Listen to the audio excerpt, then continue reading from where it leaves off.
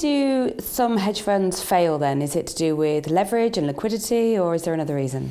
So if we take the business component out of why hedge funds fail, if you look at the big blow-ups, and I certainly worked at a hedge fund that blew up, it's all about outsized positions and not being able to get rid of the positions because the markets become very illiquid and very dysfunctional.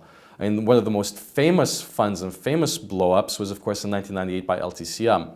And that's exactly what happened. There were certain events in the market, such as the Russia default, etc., that caused certain positions that they believed would go one way to go the other. The markets became very illiquid and they just couldn't unwind, and the losses kept on increasing and increasing, and the Fed had to step in and bail them out.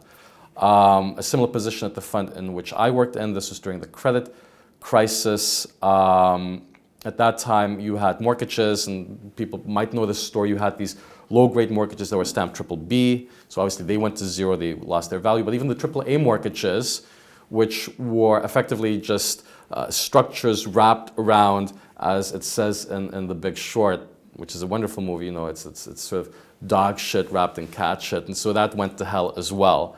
And the fund was sitting on these positions as well and couldn't unwind them, found it very difficult, or didn't want to incur the loss, and ultimately the market just collapsed and they had to close down. So it was a combination of taking on too much risk. So yes, you are right. The number one reason why hedge funds tend to blow up or lose money to the extent that they have to close down is because their position sizes are just way too big and they can't get out because the markets don't allow them to.